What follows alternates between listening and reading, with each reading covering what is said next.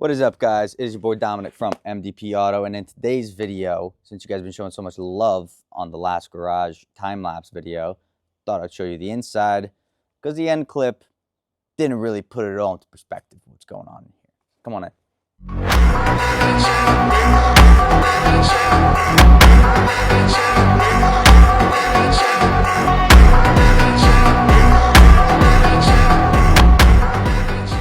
Since we came through the door, let's start at the door. You can see my breath is a little cold. It hit just below 4 degrees last night, so this is the first time the garage actually ever seen that kind of temperature. So we're running through a few little issues. You see the door, it's a full metal door and it's frozen. So is the garage door, frozen to the floor. So those are little issues we're gonna have to figure out. But this is the coldest it's been in Jersey in a minute. Ceiling's black, walls are white, kind of gives it a little better of a depth perception in a sense.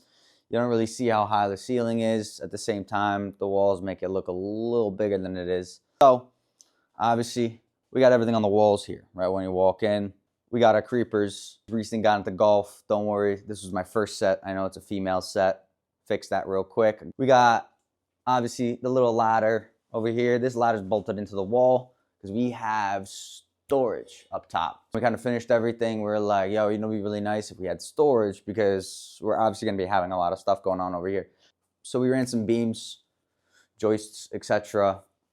I have a bunch of storage. So we have some tint there. We have some, you know, buffers, whatever the case is. And then on that side, we have more of the automotive repair section of everything. Here we have the wrap rack. We have some PPF wrap, etc. Moving on, we got the wall-mounted pressure washer. We got the wall-mounted vacuum. We got our little tint cart, PPF cart. Has all the little tools, bells, whistles, all the fun stuff we need to do for like those little jobs. I really like this one because it doesn't swing out. This little cabinet actually rolls into it. It's a bit of a mess in there, so don't mind that. But forgot we have the printer or the plotter. Moving on, we just got some basic space stuff. Got a fridge for adult liquids. This unit's a beast. It's an I believe it's an 18,000 BTU. This thing is, I think the highest temperature I got it to was probably like 85, 86. Might even go a little higher, not too sure. It was as low as 62, if I'm not mistaken. Going on to this section is a bit more of the automotive section. Got my toolbox, got all my sockets, wrenches, you name it, I pretty much have it. We have a welder right in this corner, acetylene, whatever the case, what have you. So anything we don't have, we could probably fab up and make. That's a really nice little additive. We got the, obviously the voltage for it, the 240.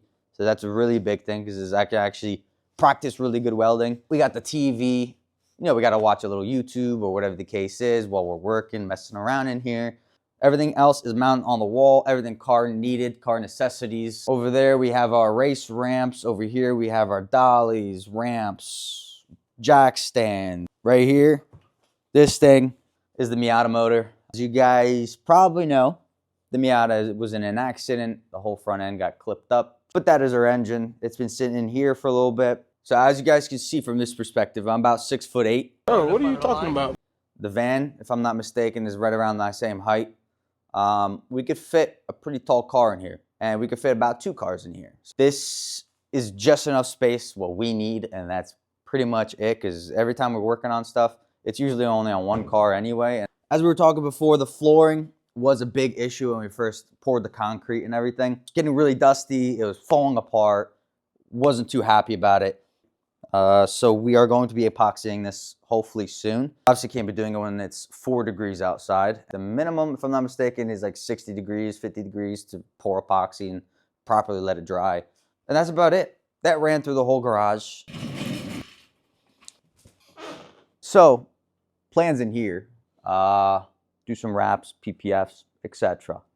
Be looking at something like a scissor lift, something that I can move around. Another idea, right between the 2 big old boxes, I do want a workbench and a work table. Something like fully steel, something to fit perfectly between the 2, something I can bolt into the ground, something that I can put a vise on and just crank the ever-living piss out of.